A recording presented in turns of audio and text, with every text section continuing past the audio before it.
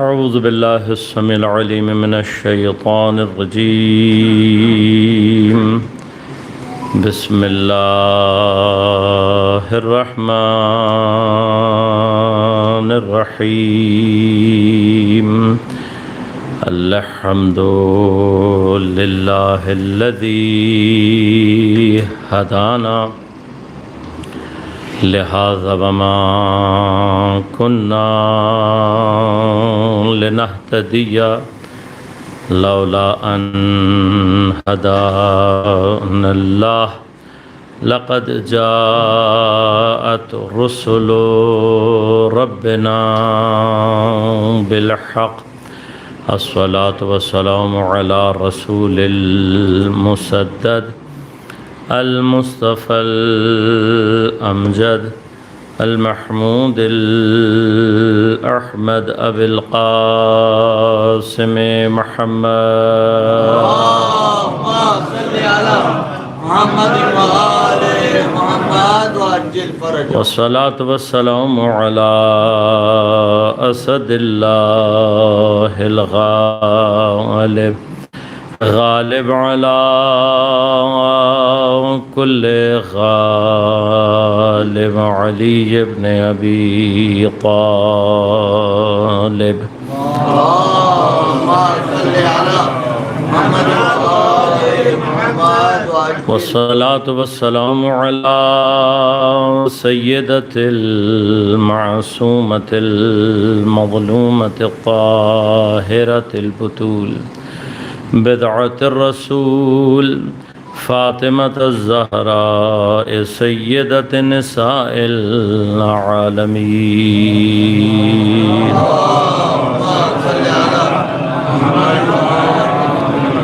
والصلاة والسلام على الحسن المجتبى والحسين المظلوم وأهل بيته الطيبين الطاهرين المعصومين المظلومين المنتجبين المنتخبين، لا سيما بقية الله في الأراضين.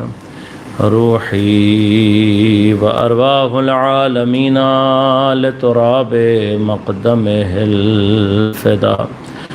ولعنة الله على أعدائهم أجمعين. أما بعد، قال الله تعالى في كتابه الكريم: بسم الله الرحمن الرحيم. إنا أعطيناك الكوثر فصل لربك وانحر إن شانئك هو الأبتر. صلوات پڑھیے گا ایک مرتبہ. اللهم صل على محمد وآل محمد وعجل فرجه. مومنین کرام، سامعین محترم، عزیزان گرامی قدر، عزاداران مظلومہ کائنات، حضرت سیدۃ النساء العالمین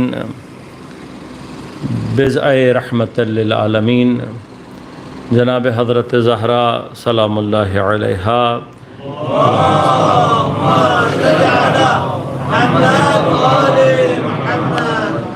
کی شہادت کے عنوان سے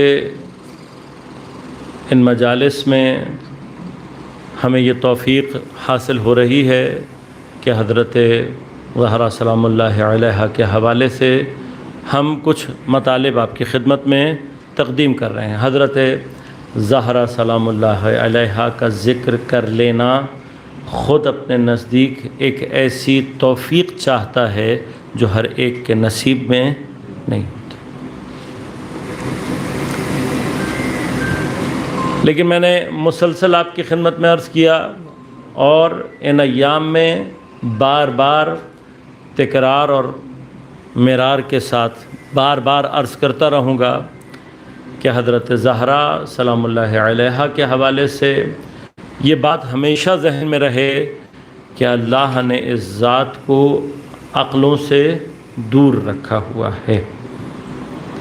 ہر وہ شے جو عقل سے دور ہوتی ہے اس تک پہنچنے کے لیے عقل کو ترقی کے مراحل طے کرنا ہوتے ہیں۔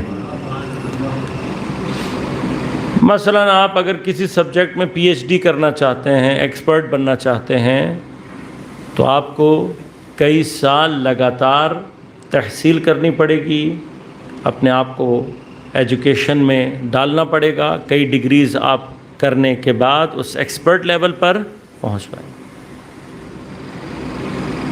یہ ممکن نہیں ہے کہ آپ بغیر کسی محنت، بغیر کسی کوشش، بغیر امتحانات کو دیے اس مقام تک پہنچ جائیں۔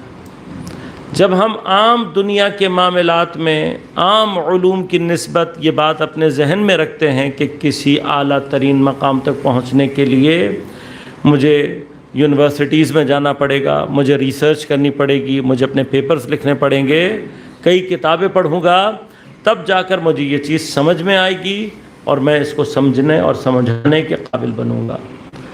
تو اب جس کو اللہ یہ کہہ رہا ہے کہ میں نے اس کی معرفت کو عقل سے دور رکھا ہوا ہے، وہ ذات آسانی سے سمجھ میں آنے والی۔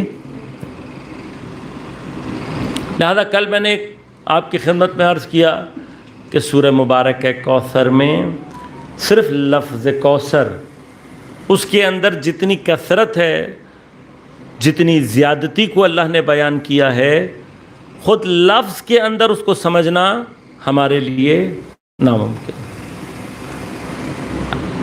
اب کسی چیز کی زیادتی، اس کی ابنڈنس، کل میں نے اشارہ کیا تھا، اس کو بھی ایگزیجریٹ کریں اور ایگزیجریشن کی کنڈیشن کو بھی مزید ایگزیجریٹ کریں تو جو کثرت بن سکتی ہے وہ لفظ میں ہے۔ لیکن جب یہ کثرت دینے والی ذات پروردگار کی ذات ہو کہ جس کی کوئی حد نہیں ہے، نہ ذات کی، نہ صفات کی، نہ کمال کی اور نہ عطا کی، تو پھر یہ کثرت کتنی ہونی چاہیے یہ عقل انسانی میں کبھی آ ہی نہیں سکتا۔ لیکن عین اس مرحلے پر اب آپ غور کریں، پروردگار عالم ہمارے اور آپ کے لیے فرماتا ہے کہ وَمَا أُوتِيتُم مِّنَ الْعِلْمِ إِلَّا قَلِيلًا، تمہیں جو علم دیا گیا ہے وہ بہت تھوڑا سا، الا قلیلا، بہت ہی قلیل سا، بہت ہی تھوڑا سا مائنیوٹ پورشن آف علم اللہ نے ہمیں دیا ہے۔ اب یہ مائنیوٹ پورشن جس کو اللہ کہہ رہا ہے وہ کتنا علم ہے؟ حضرت آدم سے شروع کریں تا قیام قیامت جتنا علم انسان حاصل کر لے گا وہ سارے کا سارا علم اللہ کی نظر میں قلیل ہے۔ وما اوتیتم سے مراد ایک دو لفظ تو نہیں ہے، فرد نہیں ہے، وما اوتیتم سے مراد نوع انسانی ہے، ہیومن ریس ہے۔ اس ہیومن ریس کو اللہ نے کتنا علم دیا ہے؟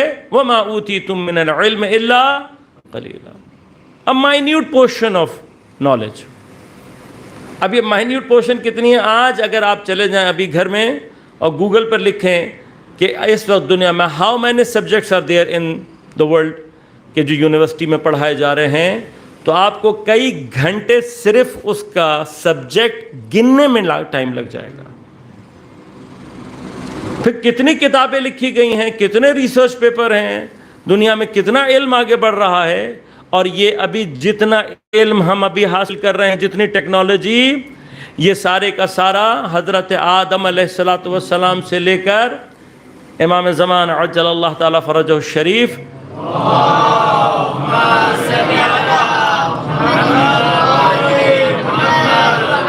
حضرت کے ظہور سے پہلے تک فرمایا کہ علم 27 حروف 27 الفابیٹس۔ اب اس سے کیا مراد ہے یہ اپنی جگہ ایک الگ بحث ہے، لیکن ہماری اور آپ کی شاید عقل کے مطابق سمجھانے کے لیے کیا ہے کہ آپ کنسیڈر کرو، یعنی یہ میں کم ترین مطلب بیان کر رہا ہوں آپ کو، کہ کنسیڈر کریں آپ کے 27 الفابیٹ ہے علم۔ فرمایا امام کے ظہور سے پہلے تک انسان جتنا علم حاصل کر لے گا وہ اس 27 الفابیٹس میں سے صرف 2 الفابیٹس کا علم ہوگا۔ امام کے ظہور کے بعد باقی بھی جو 25 الفابیٹس ہیں اس کا علم بھی ہمیں حاصل ہو جائے گا۔ اب تک ہم کہاں کھڑے ہیں ٹیکنالوجی میں، علم میں، اور امام کے آنے کے بعد ہم کہاں تک جائیں گے؟ اب انسان تھوڑی سی دیر کے لیے سوچے تو اگر یہ پرسنٹیج یقیناً آپ کی مجھ سے بہت اچھی ہوگی کہ 27 میں سے 2 کتنا پرسنٹیج بنتا ہے، اور اگر باقی پرسنٹیج نکالنے کے بعد جو باقی پرسنٹیج یعنی بچی ہے وہ امام کے زمانے میں ہوگی تو وہ کتنا ایمنس علم ہوگا، ہم اس کا بھی احاطہ، ابھی کتنا علم میں نہیں سمجھ سکتا، میں اس کو آپ مینی ٹائمز بڑھا دیں تو کتنا علم ہوگا، ارے کسی عقل میں کوئی سوچ سکتا ہے کتنا ہے؟ ہم میں سے کوئی نہیں سوچ سکتا، اصل ہم تفکر نہیں کر سکتے۔ اب ہم نے 2 منٹ کے لیے صرف اتنا سوچنا ہے کہ جس پروردگار کا قلیل، اس کا مائنیوٹ اتنا تھوڑا ہے، جب وہ کسی چیز کو کہہ رہا ہوگا کہ میں نے تمہیں کثرت میں، ابنڈنس میں، ایگزیجریشن کر کے، اور اس ایگزیجریشن کو بھی ایگزیجریٹڈ فارم میں دیا ہے، تو یہ کتنی کثرت بن سکتی ہے اسے ہم کبھی درک ہی نہیں کر سکتے۔ جس کا مائنیوٹ اتنا ہے تو اب کثیر کتنا ہونا چاہیے؟ ہم آخر میں جا کر کیا کہہ سکتے ہیں؟ ہماری سمجھ میں نہیں آئے گا۔ بس میں نے عرض کیا تھا جس وقت ہماری عقل یہ کہنے لگے کہ میری سمجھ میں نہیں آ رہا، سمجھ لینا کہ سیدہ کی معرفت وہاں سے شروع ہو رہی ہے۔ تو مجھے یہ بتائیے کہ اگر سیدہ اس مقام پر ہے تو سیدہ کا پروردگار کس مقام پر ہونا چاہیے؟ یہ ہے تجلی۔ جب ہم کہتے ہیں نا کہ اسماء اور صفات کی تجلی اہل بیت اطہار ہیں، کیسے؟ جب اس کو دیکھ کے یہ پتہ لگ رہا ہے کہ عقل یہاں پر ہار جاتی ہے تو اس کا بنانے والا، اس کا خالق، وہ کس مقام پر ہوگا؟ بس اتنا ہمارے لیے اللہ کی معرفت بس اتنی ہے کہ ہم یہاں پر آ کر ان کے مقابلے پر آ کر یہ کہتے ہیں اگر یہ ایسے ہیں تو پھر ان کا پروردگار کیسا ہونا چاہیے۔ لہٰذا ہماری پروردگار کے مقابلے پہ معرفت کی کیفیت ہی یہ ہے، ہم نے اس سے آگے نہیں جانا۔ ہم نے اہل بیت کو پہچان کر صرف یہ جاننا ہے کہ اگر یہ اس مقام پر ہوں گے تو ان کا پروردگار کس مقام پر ہوگا۔ اگر یہ اتنے عظمت ہیں تو جس کو یہ سجدہ کر رہے ہیں خدا ہونے کا حق صرف اسی کو حاصل ہے۔ نعرہ تکبیر۔ تو ہماری معرفت کا مقام کلن یہ ہم سے زیادہ مانگا بھی نہیں گیا ہے۔ لہذا کیوں بار بار جو ہم سے ایک بار کہا جاتا ہے کہ بھئی اہل بیت کی معرفت، اہل بیت کی معرفت، کیوں اہل بیت کی معرفت؟ اس لیے لہذا اب کسی کو اگر کربلا میں امام حسین علیہ السلام کی ذات اور اس کے وہ جلوے جو انہوں نے اللہ کی صفات کو اپنے اندر سے متجلی کیا، یہ اگر سمجھ میں آ جائے تو پھر خدا کو سمجھنا ہمارا کام اس سے زیادہ نہیں۔ لہذا کیسے اہل بیت اطہار سے صفات خدا متجلی ہوتی ہیں، یہ ایک اشارہ میں نے آپ کی خدمت میں کیا۔ اب یہ جو اللہ تبارک و تعالی پیغمبر کو فرما رہا ہے، اے میرے حبیب میں نے تمہیں اتنی کثرت، اتنا دیا ہے تمہیں، تو اب اگر دینے والا، میں نے اشارہ کیا، اس کا قلیل اتنا تھوڑا ہے، کثیر کا مبالغہ میں مبالغہ کتنا ہوگا ہم نہیں سمجھ سکتے۔ لیکن اگر بس جو بھی ذہن میں تصویر بن گئی ہے دینے والا، اور پھر اب سوچیں لینے والا، جسے دیا جا رہا ہے اس کا ظرف کتنا ہوگا، وہ کس مقام پر ہوگا۔ ہم تھوڑا نہیں لے پاتے تو پھر جو تھوڑا لینے کی اوقات نہ رکھتا ہو وہ کوثر کو لینے والے کو اپنے برابر اگر سمجھ رہا ہے۔ ہم تھوڑا نہیں لے سکتے، اور جس کو اللہ کوثر عطا کر رہا ہے وہ کس مقام پر ہونا چاہیے۔ اب یہ کوثر جو اللہ نے عطا کی، میں نے ابھی تک آپ کی خدمت میں صرف اتنا بتایا کہ یہ کثرت ہے، ابنڈنس ہے، اس کے اندر ایگزیجریشن ہے، یہاں تک بات کلیئر ہو گئی ہے۔ کیا کوثر کیا ہے ہمیں نہیں معلوم، لیکن سورہ مبارکہ کوثر کے بارے میں ایک بات یاد رکھیے گا، قرآن کریم کی مختصر ترین سورہ، اس سے مختصر سورہ قرآن میں نہیں۔ آیات یعنی جملات 3 ہیں، 3 sentences۔ ورڈز کتنے ہیں؟ تھوڑی سی ڈسکشن ہے علماء کے درمیان میں، 9 یا 10، لیکن اکثریت اس بات کی قائل ہے کتنے الفاظ ہیں؟ 9 words 3 sentences۔ سورہ مبارکہ کوثر، کمال کیا ہے سورہ کوثر کا؟ اپنے ظاہری الفاظ کے اعتبار سے، ابھی میں معنی کے اعتبار سے بات نہیں کر رہا ہوں، صرف اپنے الفاظ کے اعتبار سے جس شکل میں اللہ نے نازل کی ہے، یہ قرآن کریم کی فصاحت اور بلاغت کا معجزہ ہے۔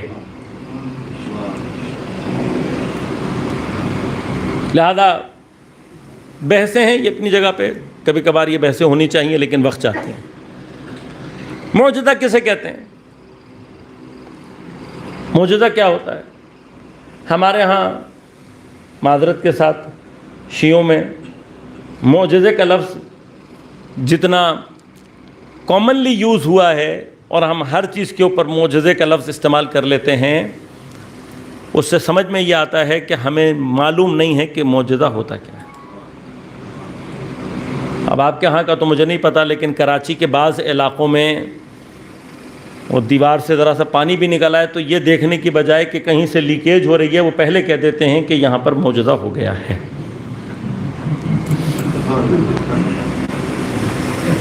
یہ بعد میں پتہ لگتا ہے کہ جسے آپ معجزہ کہہ رہے ہیں وہ مولا سے زیادہ پلمبر کا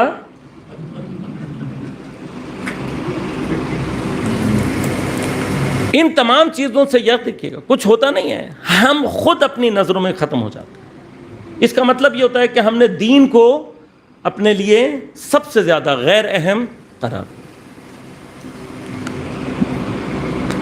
یہ یاد رکھیے گا، ہمارا دین خرافات کا دین نہیں ہے، ہمارا دین سپرسٹیشیس دین نہیں ہے، اتنا عقلی، اتنا منطقی، اتنا لاجیکل دین ہے۔ بس یاد رکھیں جہاں آپ نے اس میں خرافات، لہٰذا اگر آپ کو کہیں فیل ہوتا ہے مثلا کہ اس میں کہیں کوئی چیز خرافات ہو سکتی ہے، علماء سے پوچھیں، وہ آپ کو اگر منطق نہ بتائیں تو پھر آپ کو حق حاصل ہے۔ لہذا مثلا چونکہ کچھ چیزیں ایسی ہوتی ہیں جن کا ظاہر ہمیں لگتا ہے کہ مثلا آپ علم اٹھاتے ہیں، آپ نے ذوالجنہ نکالا، آپ نے تابوت اٹھایا، ہو سکتا ہے کہ کوئی آ کر آپ سے کہے کہ جی یہ کیا ہے، یہ تو سب مثلا فلاں مذہب میں بھی ہوتا ہے، فلاں مذہب میں بھی ہوتا ہے۔ So you should have the logical and عقلی ایکسپلینیشن آپ کے پاس ہونی چاہیے۔ زیادہ بھی جملہ دے رہا ہوں، بحث اپنی جگہ پر ہے کہ عقائد کا جو باب ہے اصول دین، اصول دین کا اہم ترین سٹینڈرڈ، عقیدے کا اصل سٹینڈرڈ عقل ہے۔ اگر آپ اپنے بلیف کو لاجیکلی ڈیفینڈ نہیں کر سکتے اور بیان نہیں کر سکتے تو وہ چیز آپ کا بلیف اور عقیدہ نہیں۔ اگر آپ سے کوئی پوچھ لیتا ہے مثلا کہ خدا ایک کیوں ہے، دو کیوں نہیں ہے بھی یا نہیں ہے، وغیرہ وغیرہ، اور ان میں سے آپ کسی کو لاجیکلی عقلی طور پر ایکسپلین اور ڈیفینڈ نہیں کر پا رہے تو میری طرف سے اپنے پاس لکھ لیں کہ آپ کے پاس عقیدہ نام کی کوئی چیز توحید کی نہیں۔ عقیدہ زبان سے لا الہ الا اللہ کہہ دینے کا نام نہیں۔ انشاءاللہ بحث ہے، کبھی موقع رہا تو اس کی بھی تفصیل آپ کی خدمت میں پیش کروں۔ آج بس ابھی فی الحال یہ چل رہی ہے معجزہ کسے کہتے ہیں۔ اب معجزے کے لیے تھوڑا سا اپنے ذہن میں چیزوں کو کلیئر کر لیں۔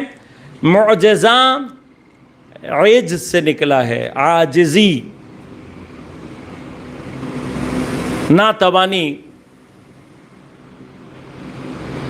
کمزوری اگر ایک معنی کیا جائے، عاجزی انشاءاللہ یہ مطلب تو ذہن میں ہوگا۔ وہ چیز جو عقل کو عاجز کر دے اسے معجزہ کہتے ہیں۔ یعنی کیا؟ آپ جس چیز کی عقلی ایکسپلینیشن نہ دے پائیں اسے کیا کہتے ہیں؟ معجزہ۔ اور معجزے کی ڈیفینیشن یہ ہے کہ معجزہ صرف صاحب عصمت، نبی یا امام انجام دیتا ہے، اور صرف اس وقت انجام دیتا ہے جب اس نے اپنی نبوت یا امامت کو ثابت کرنا ہو۔ لہذا یہ جو ہمارے گھروں میں یا اطراف میں یا امام بارگاہ میں کچھ چیزیں، کچھ واقعات پیش آتے ہیں، میں نہیں کہوں گا کہ یہ عام واقعات ہیں، بعض جگہوں پہ ہو سکتا ہے مثلا پیش آتے ہیں واقعات، یہ واقعات they could be extraordinary events, لیکن ان کا ایکسٹرا آرڈینری ہونا ان کو معجزہ نہیں بنا۔ لہذا ایک چیز ہے معجزہ، ایک ہے کرامت. ان دونوں کے درمیان میں کیا فرق ہے؟ کرامت اولیاء الہی میں پائی جاتی ہے. کرامت ایک ہی وقت میں کئی اولیاء کے پاس ہو سکتی ہے. کرامت کے نیچے تیسرے مرحلے پر آتی ہے ایکسٹرا آرڈینری ایونٹ، ما فوق الفطرت ایونٹس، امور. یہ تین کیٹیگریز ہیں. ہم کیا کرتے ہیں، میں نے آپ کو عرض کیا، ذرا سا کچھ ہمیں سمجھ میں نہیں آ رہا، ہم نے فوراً اس کا نام معجزہ رکھ دیا. نہیں، معجزہ صاحب معجزہ چاہتا ہے. صاحب نہ ہو تو معجزہ اپنے آپ کو ظہور نہیں دیتا. لہذا ایک ہی وقت میں دو نبی ہیں، دونوں کو اللہ نے ایک ہی ظالم بادشاہ کے پاس بھیجا ہے، لیکن عصا معجزہ ہے حضرت موسیٰ کا. لہذا حضرت موسیٰ کے ہاتھ میں آ کر معجزہ دکھائے گا یہ عصا. حضرت موسیٰ کے ہاتھ سے گرے گا تو اژدہا بنے گا، حضرت موسیٰ کے ہاتھ سے پتھر پر لگے گا تو پانی نکالے گا، حضرت موسیٰ کے ہاتھ سے دریا پر لگے گا تو پانی. حضرت ہارون کے ہاتھ سے نہیں. کیوں؟ اس لیے کہ اب میں جملہ کہہ رہا ہوں، ہو سکے تو تھوڑا سا میرے ساتھ توجہ کے ساتھ چلیے گا. معجزہ اپنے صاحب کا ہاتھ پہچانتا ہے. معجزہ اپنے صاحب کا. ایک ہی وقت میں جناب داؤد بھی ہیں، جناب سلیمان بھی ہیں. لوہا کس کے ہاتھ میں آ کے نرم ہوگا؟ حضرت داؤد کے. ایک ہی وقت میں جناب زکریا بھی ہیں، جناب یحییٰ بھی ہیں، حضرت عیسیٰ بھی ہیں. کس کا ہاتھ ہے جو مریض کو ٹھیک کرے گا؟ حضرت عیسیٰ. بس معجزہ اپنے صاحب کے ساتھ مخصوص ہوتا ہے.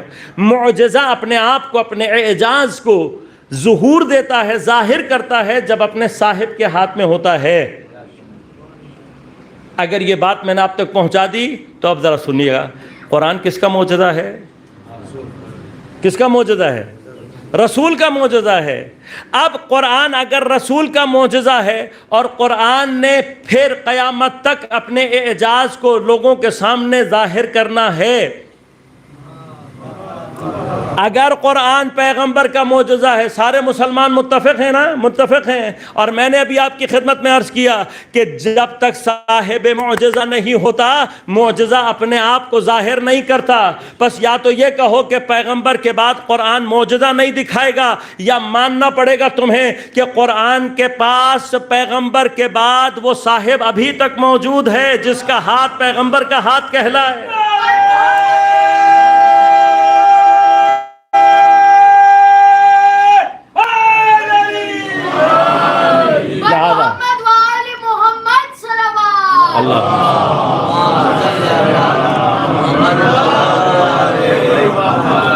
قرآن اپنا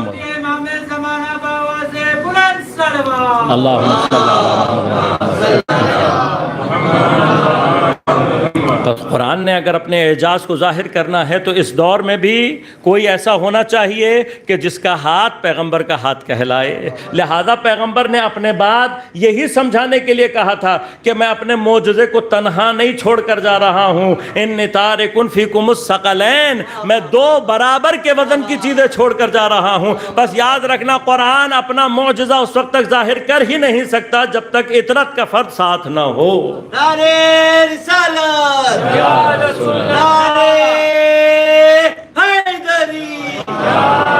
لہذا اب یہ قرآن اور اطرت مل کر معجزے دکھائے گا. کبھی ایسا ہوگا کہ پیغمبر کے ہاتھ پر قرآن معجزہ سنا رہا ہوگا، دکھا رہا ہوگا. کبھی پیغمبر کے ہاتھ پر قرآن، اور کبھی قرآن کے ذریعے سے اطرت معجزے دکھا رہی ہوگی. میں ایک چھوٹا سا مرحلہ اور حل کرتا چلوں. معجزے کے لیے آپ نے سنا ہوگا، ذہن میں ہوگا آپ کا، کہ ہر زمانے کا معجزہ اس دور کے جو بھی ایکسپرٹ لیول تھا اس کے مقابلے پر آتا تھا. مثلا حضرت موسیٰ کے دور میں جادوگری، سحر، یہ ٹاپ لیول پر تھا. سنا ہوا ہے نا آپ نے؟ بھائی جادوگر تھے، اور جادوگر ایسے تھے کہ اس جیسے جادوگر کہتے ہیں آج تک دوبارہ دنیا میں نہیں. آج بھی دنیا میں جن جادوگروں کو ٹاپ لیول کا سمجھا جاتا ہے ان کو ایجپٹ کے جادوگروں سے نسبت دی جاتی ہے. اللہ نے جو معجزہ عطا کیا حضرت موسیٰ کا، وہ کس کے مقابلے پر تھا؟ اسی جادوگری کے مقابلے پر. حضرت عیسیٰ کے دور میں میڈیکل سائنسز، اب میں نے یہ بات کہی تو آپ تھوڑی سی دیر کے لیے ذرا سوچیں گے کہ بھئی میڈیکل سائنسز میں تو آج جتنی ترقی ہوئی ہے، حضرت عیسیٰ کے دور میں تو پتہ نہیں اتنی تھی یا نہیں تھی۔ مولانا لوگ بھی کبھی کبھار اپنی طرف سے کچھ کہہ جاتے ہیں۔ تو آپ نے اگر میڈیکل سائنسز میں، مجھے نہیں پتا ڈاکٹر یہاں کوئی ہے یا نہیں، اگر کوئی ڈاکٹر ہے تو اس کی خدمت میں پہلے میں اعتراض معذرت پہلے کر لیتا ہوں، اگر غلطی ہو تو اصلاح کے لیے تیار ہوں، مجھے ٹھیک کر دیجیے گا۔ لیکن آج تک ڈاکٹرز کو جب وہ ڈاکٹر MBBS مکمل کر لیتے ہیں، پریکٹس شروع کرنے سے پہلے ایک اوتھ اٹھایا جاتا ہے۔ یہ اوتھ کس کا اوتھ ہوتا ہے؟ Oath of hypocrites. ہیپوکریٹس کون ہے؟ سوکریٹیز سے پہلے، سقراط سے پہلے طب کی دنیا کا، میڈیکل کی دنیا کا سب سے بڑا نام، جس کو ہمارے اور آپ کے نام اردو میں یا عربی میں کہا جاتا ہے حکیم بقراط۔ حکیم بقراط کو انگلش میں کیا کہا جاتا ہے؟ ہیپوکریٹس۔ آج بھی میڈیکل سائنس کے جتنے بنیادی قوانین ہیں، میڈیسن کے جتنے بنیادی قوانین ہیں اور جتنے ایتھکس آف میڈیسنز ہیں، وہ سارے کے سارے اسی کے دریافت کردہ ہیں۔ تو آپ سوچیں جب وہ خود ہوتا ہوگا زمانے میں تو اس نے اس سائنسز کو کہاں پہنچایا۔ اب اس جیسے بہت سارے تھے، ان کے درمیان میں حضرت عیسیٰ علیہ السلام کو جو اللہ نے معجزہ دے کر بھیجا، وہ کس کے مقابلے پر تھا؟ میڈیکل سائنس کے مقابلے پر۔ ایک بات تو یہ ہوگی۔ دوسری بات آپ کی خدمت میں ایک چھوٹا سا اشارہ اور کروں گا، اس پہ بھی توجہ کیجیے گا۔ کیا معجزے کو یا معجزے کی جو کیفیت اعجاز ہے اس کو سمجھنا ہر ایک کے لیے آسان ہوتا ہے؟ یعنی فرض کریں کہ قرآن کہیں پر کوئی معجزہ دکھائے، قرآن کا کوئی معجزہ ہو، یا کوئی صاحب معجزہ ہمارے سامنے کوئی معجزہ دکھائے اور اس کے مقابلے پر کوئی اور چیز کر کے دکھائے، تو کیا میرے اور آپ کے لیے آسان ہوگا کہ ہم دونوں کے درمیان میں فرق پیدا کر لیں؟ یہ ایک خاص مقصد کے لیے بیان کر رہا ہوں، چونکہ میں نے اپنی گفتگو سے ایک نتیجہ آپ کو لے کر دینا ہے اور پھر انشاءاللہ آج کی گفتگو کو تمام کروں گا۔ مثلا میں اور آپ بھی فرعون کے دربار میں ہوتے جب جادوگروں نے اپنی رسیاں پھینکی۔ رسیاں کیا ہو گئی؟ سانپ بنی یا نہیں بنی؟ یہ میں اپنی تھوڑی سی جو ہماری ماشاءاللہ ینگ جنریشن ہے اس کی طرف اشارہ کر رہا ہوں۔ آپٹیکل ایلوژن کا نام سنا ہے آپ نے؟ قرآن میں آپٹیکل ایلوژن کی جو بیسٹ اشارہ ہے وہ اسی مقام پر ہے۔ جادوگروں نے، ان کے اندر یہ صلاحیت نہیں تھی، نہ جادو میں یہ صلاحیت ہے کہ وہ رسی کو سانپ میں تبدیل کر دے، یہ نہیں کر سکتا۔ ان کا کمال کیا تھا؟ آپٹیکل ایلوژن، یعنی اس طریقے سے انہوں نے کام کیا تھا کہ وہ رسیاں لوگوں کو سانپ دکھائی دے رہی تھیں۔ جب حضرت موسیٰ نے اپنا عصا پھینکا تو کیا ہوا؟ وہ باقاعدہ اژدہے میں تبدیل ہو گیا۔ اب دو کام ہوئے وہاں پر۔ پہلا کام یہ ہوا ایک طرف سے کہ جو جادوگر تھے ان کو فوراً سمجھ میں آ گیا کہ جو موسیٰ نے کیا ہے یہ جادو نہیں ہے۔ یہ کس کو سمجھ میں آیا تھا؟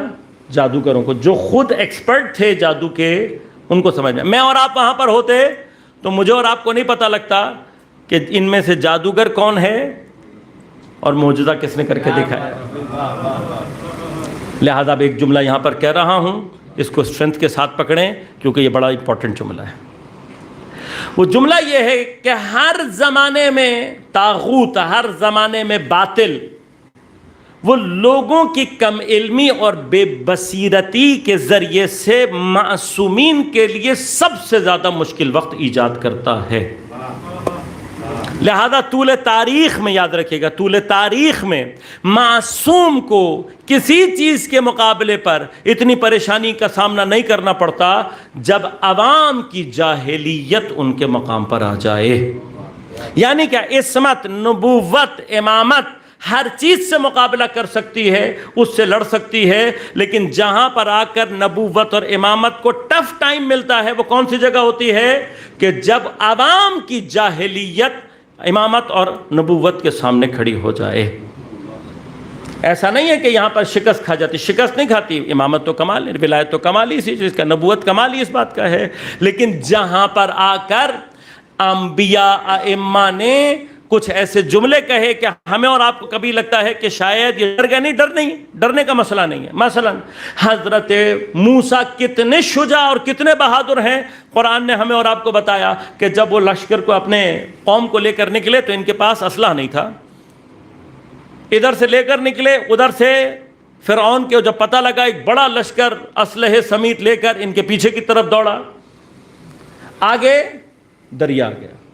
اب غور کیجئے گا، بعض اوقات یہ سارے کے سارے حالات اور واقعات تاریخ میں ہمیں دہرائے جاتے ہیں تاکہ ہمیں پتہ لگے کہ خدا کام کیسے کرتا ہے۔ کیا بات ہے۔ ایک نہتی قوم ہے جس کے پاس کوئی اسلحہ نہیں ہے، ایک بہت طاقتور بادشاہ جو اپنے زمانے کا سپر پاور ہے، اور وہ سارا لشکر لے کر ان کو قتل کرنے کے لیے اتر آیا ہے میدان میں، پیچھے لشکر ہے، آگے دریا۔ اگر آج میں آپ سے کہوں کہ یہ پکچر کہاں نظر آ رہی ہے؟ نظر آ رہی ہے پکچر آپ کو؟ آج اگر آپ یہ پکچر دیکھنا چاہیں تو ذرا سا دنیا کے نقشے پر دیکھیں گے، آپ کو فلسطین میں ایگزیکٹلی یہی پکچر نظر آئے گی۔ اور فرق صرف یہ ہے کہ موسیٰ کے زمانے میں جو قوم بھاگنے والی تھی لشکر اور دریا کے درمیان تھی، آج وہی فرعون کی جگہ پر کھڑی ہوئی ہے۔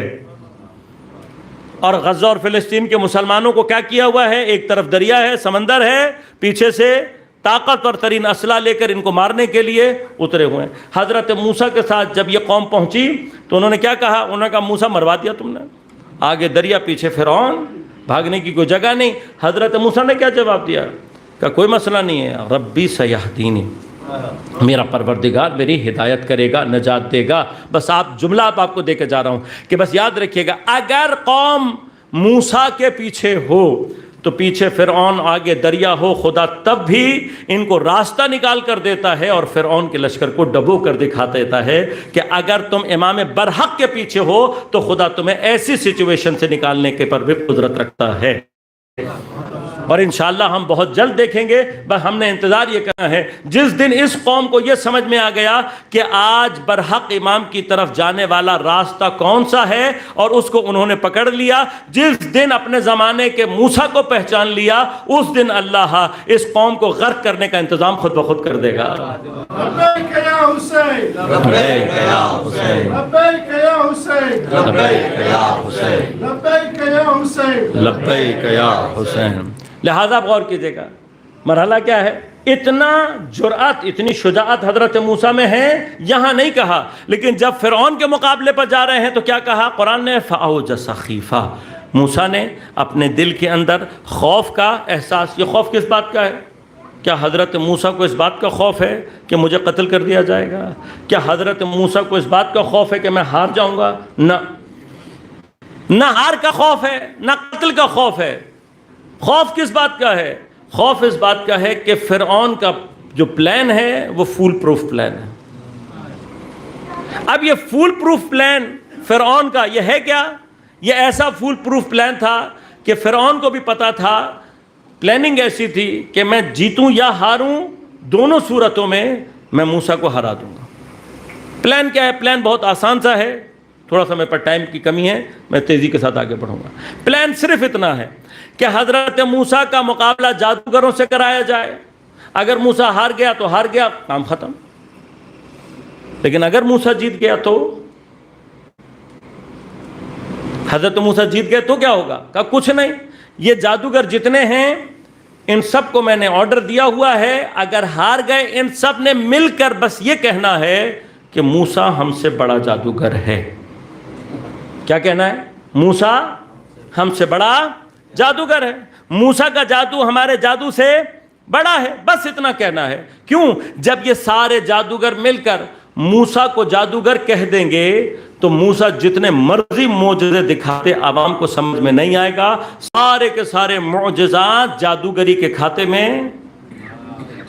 حضرت موسیٰ کیا کر سکتے ہیں؟ اس کے بعد معجزہ ہی دکھائیں گے نا, اس کے بعد بھی کوئی اور معجزہ دکھائیں گے. اب جتنا حضرت موسیٰ معجزہ دکھاتے جائیں گے اتنا ہی عوام کا ایمان خدا کے بجائے جادوگری پر بڑھتا چلا جائے گا, اتنا ہی عوام یہ سمجھے گی کہ موسیٰ بڑا جادوگر ہے. لہذا دونوں صورتوں میں فرعون کی جیت پکی تھی. اب یہاں سے خدا اپنا کام دکھاتا ہے. ہوا کیا؟ ہوا بس یہ کہ جو جادوگر تھے, بیسیکلی یہ ڈفرینشیٹ کرنا کہ جادو کس نے کیا اور معجزہ کس نے کیا, یہ عوام کے بس کی بات نہیں تھی. لہذا کیا ہوا, جیسے ہی انہوں نے حضرت موسیٰ کا معجزہ دیکھا, اب یہ کمال معجزہ ہوتا ہے کہ وہ جادوگر جو کہ فرعون کے پیٹ جادوگر تھے, لیکن جب انہوں نے معجزہ دیکھا ان کے قلوب منقلب ہوئے, فوراً سمجھ گئے کہ یہ طاقت کسی اور جگہ سے آ رہی ہے, یہ اشارہ کہیں اور سے ہے. بس جیسے ہی احساس کیا, سجدے میں گر کر کہنے لگے آمنا برب موسیٰ و ہارون, ہم ہارون اور موسیٰ کے رب پر ایمان لے کر آتے ہیں.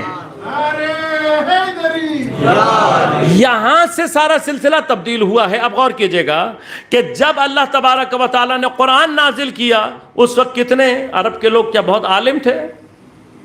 قرآن معجزہ, علمی معجزہ ہے, علمی معجزہ ہے. کیا عرب کے لوگ علم کے اس مرحلے میں تھے؟ نہیں. اب یاد رکھیے گا کہ قرآن کے علمی معجزے کا کمال یہ ہے کہ ہر زمانے کے اپنے علم کی ایکسپرٹی کے مطابق قرآن اس کے مقابلے پر معجزہ بن کر آتا ہے. اس زمانے میں عرب باقی تمام فیلڈز میں جاہل تھے, لیکن جس فیلڈ کی علم میں وہ ایکسپرٹ تھے وہ فصاحت اور بلاغت کی فیلڈ تھی. لہذا فصاحت اور بلاغت میں عرب کس مقام پر تھے؟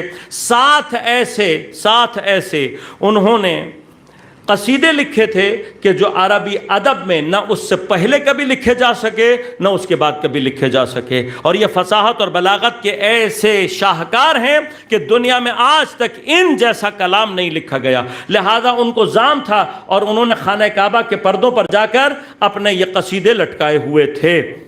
لیکن جیسے ہی سورہ کوثر نازل ہوئی, اللہ نے کہا اے نبی لکڑی کے ٹکڑے پر لکھ کر اسے بھی خانہ کعبہ کے دروازے پر لگا دو. اب جیسے ہی سورہ مبارکہ کوثر دروازے پر آئی تو اب عام بندے کے بس کی بات نہیں تھی. یہی شاعر کہ جن کا چیلنج یہ تھا کہ ہمارے کلام سے زیادہ فصاحت اور بلاغت والا کلام لے آؤ, ہم خانہ کعبہ کے پردوں سے اپنا کلام اپنے ہاتھ سے اتار لیں گے. لہذا کئی عرصے تک یہ شعر لٹکے رہے, لیکن جیسے ہی سورہ مبارکہ کوثر کو لٹکایا گیا, یہ شاعر آتے تھے, آنے کے بعد سورہ کوثر پڑھتے تھے, گھنٹوں پڑھتے رہتے تھے. صرف 3 لائنیں تھیں, 9 الفاظ تھے, گھنٹے کھڑے ہو کے پڑھتے تھے اور اس کے بعد اپنے کلام اتار لیا کرتے تھے. ایک ایک کر کے سارے کلام اترے. پھر جیسے ان جادوگروں نے سجدے میں گر کر اعتراف کیا تھا, انہوں نے اعتراف کرتے ہوئے سورہ مبارکہ کوثر کے نیچے ایک جملے کا اضافہ کیا, ان اعطیناک الکوثر فصل لربک وانحر ان شانئک هو الابتر. اس کے نیچے جملہ لکھا ما ھذا کلام البشر, یہ بشر کا کلام ہو ہی نہیں سکتا. لہذا اب اگر کبھی ہم نے یہ سوچنا ہو, یہ اپنی جگہ بحث ہے کہ پروردگار عالم جب قرآن کے فصاحت اور بلاغت کے معجزے کو اختیار کرنا چاہتا ہے تو جس کے قصیدے کو عنوان بناتا ہے اسے سیدہ کہتے ہیں. سیدہ کا قصیدہ ہے. انشاءاللہ آگے مجالس میں عرض کروں گا کہ مختصر سی سورہ کیسے اپنے اندر جامعیت کو لیے ہوئے. خود اپنا جواب ہے. کوثر کیا ہے؟ خود سورہ مبارکہ کوثر جواب دے گی اور انشاءاللہ مطالب آپ کی خدمت میں تقدیم کروں گا. تو جس کا ثنا خوان پروردگار ہو وہ سیدہ, جس کو خدا یہ کہے کہ یہ میری کوثر ہے اے حبیب جو میں نے تمہیں عطا کی. کائنات میں جتنی خیر جاری ہونی ہے اس خیر کا سورس کوثر کہلاتا ہے. اور امت نے اس خیر کے ساتھ کیا کیا؟ جلتے ہوئے دروازے اور دیوار کے درمیان اس کوثر کو کچل کے رکھ دیا. سیدہ اپنے بابا کے غم میں سوگوار ہے. پیغمبر سے جدائی سیدہ کے لیے کوئی کم صدمہ نہیں ہے. جب احساس ہوا کہ اب بابا جانے والے ہیں تو سیدہ رونا شروع. پیغمبر نے سینے سے لگا کر سیدہ کے کان میں کچھ کہا. روتی ہوئی سیدہ مسکرانے لگی. پیغمبر کی شہادت سے لے کر اپنی شہادت تک یہ پہلا مقام ہے جب بی بی مسکرائی ہے. دوسرا مقام کون سا تھا کہ جب جناب سیدہ فکر کے عالم میں تھیں اور جناب فضہ نے دیکھ کر پوچھا کہ بی بی آپ مجھے متفکر دکھائی دے رہی ہیں. کہا فضہ میں یہ سوچتی ہوں عرب میں جس طرح سے جنازے اٹھاتے ہیں تو جو جنازہ ہے اس کا بدن ظاہر یعنی اس کا خد و خال بدن کے ظاہر ہو رہا تھا. فضہ مجھے یہ بات پسند نہیں ہے. میں کہوں گا بی بی آپ کا جنازہ تو شب میں اٹھنا ہے. رات کی تاریکی میں اٹھنے والے جنازے کے بھی پردے کے لیے پریشان. جو بی بی رات کی تاریکی میں اٹھنے والے جنازے کے پردے کے لیے پریشان ہو اس کی بیٹیوں کو کوفہ اور شام کے بازاروں اور دربار میں سربراہ. انسان سوچے تو صحیح سیدہ کے لیے کتنا مشکل. جناب زینب کے لیے کیا مقام ہے. جناب فضہ نے کہا بی بی ہمارے ہاں حبشہ میں جنازے کے چاروں طرف لکڑیاں لگا کر اس کے اوپر ایک چادر ڈال دی جاتی تو جنازہ نظر نہیں آتا. یہ سننا تھا سیدہ کے چہرے پر مسکراہٹ.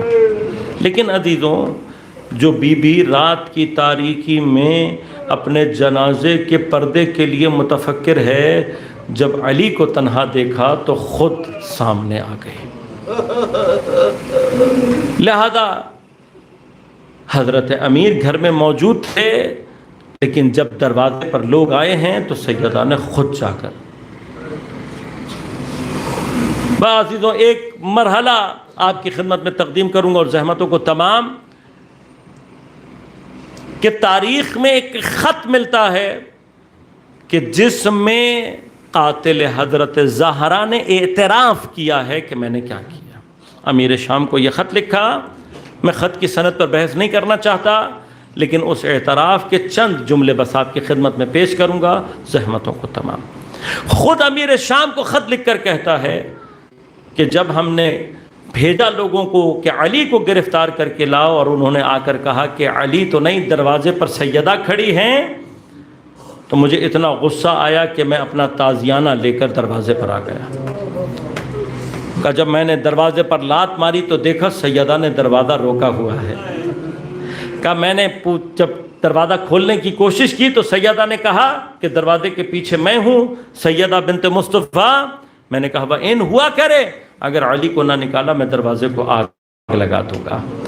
کہتا ہے میں نے چاہا کہ دروازے کو کھولوں لیکن سیدہ نے دروازے کے پٹوں کو اپنے ہاتھ سے ایسے تھاما ہوا تھا کہ سیدہ کی انگلیاں باہر کی جانب ظاہر ہو رہی تھیں.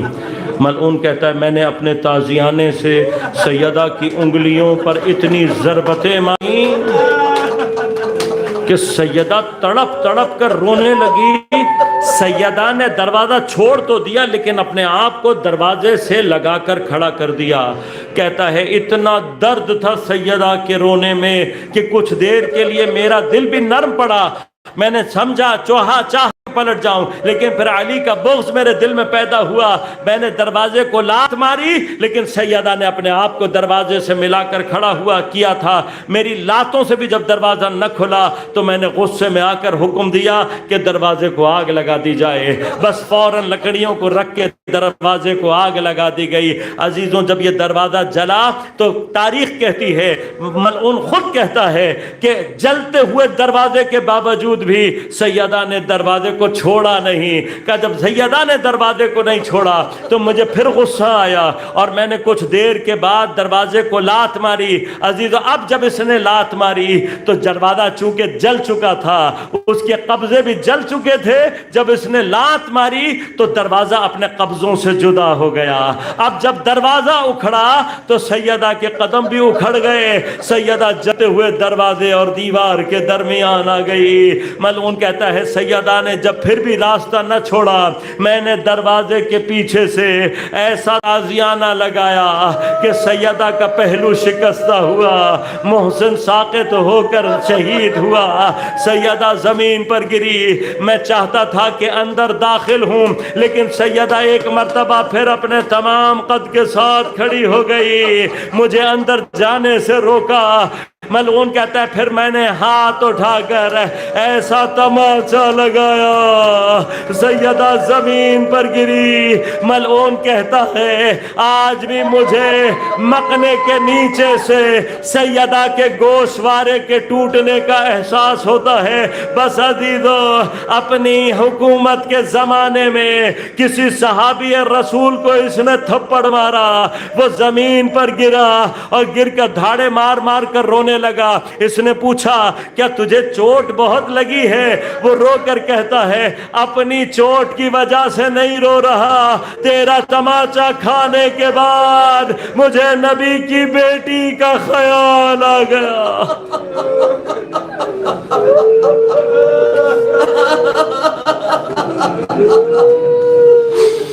الا ولعنۃ اللہ علی القوم الظالمین وسيعلم الذين ظلموا أي منقلب ينقلبون بار الہ بحق زہرا و ابیہا و بعلہا و بنیہا۔ ہماری عبادت کو اپنی بارگاہ میں قبول و منظور فرما، بحق زہرا ابیہا و بعلہا و بنیہا۔ منتقم زہرا، منتقم اسیران کربلا، امام زمان کے ظہور میں تعجیل فرما، امام کے ظہور کے ذریعے سے دنیا سے ظلم اور استبداد کا خاتمہ فرما، عدل و عدالت کو قائم فرما۔ جہاں جہاں مقاومت اسلامیہ باطل سے برسر پیکار ہے، بالخصوص فلسطین میں، لبنان میں، شام میں، ایران میں، عراق میں، سعودی عرب میں، لبنان میں، نائجیریا میں، بار الہ تمام مقامات پر مقاومت اسلامیہ کو نصرت و کامیابی عنایت فرما۔ حزب اللہ، انصار اللہ، حشد الشعب، حماس، سپاہ پاسداران انقلاب اسلامی، رہبر انقلاب کی حفاظت فرما۔ تمام علماء مراجع اعظام، بالخصوص آیت اللہ سیستانی اور دیگر مراجع اعظام کی حفاظت فرما۔ تمام مؤمنین کو اپنے حفظ و امان میں رکھ۔ دشمنان دین، دشمنان اسلام، دشمنان عزاداری، امریکہ، اسرائیل، انگلستان اور دیگر جتنے ان کے حامی ظالم ہیں بار الہ، ان سب کو نیست و نابود فرما۔ مومنین کے توفیقات میں اضافہ فرما، رزق میں اضافہ فرما، پریشانیوں کو دور فرما، مشکلات کو آسان فرما، بیماروں کو صحت کامل عاجل عنایت فرما۔ ہم سب کو امام زمان عجل اللہ تعالیٰ فرج و شریف کے اعوان و انصار میں شمار ہونے کی توفیق عنایت فرما۔ ہمارے مرحومین کی مغفرت فرما بار الہ۔ بالخصوص اس سے قبل میں نے یہاں جب مجلس پڑھی تھی، برادر ہمارے فضل بھائی کچھ عرصے پہلے ان کا انتقال ہوا ہے، بار الہ بحق حضرت زہرا و ابیہا و بعلہا و بنیہا ان کی مغفرت فرما، ان کے خاندان کو صبر عنایت فرما۔ بار الہ اس تمام عبادت کے ثواب کو ہمارے مرحومین اور شہدائے ملت اسلامیہ کو تقدیم فرما۔ ربنا تقبل منا انک انت السمیع العلیم برحمتک یا ارحم الراحمین۔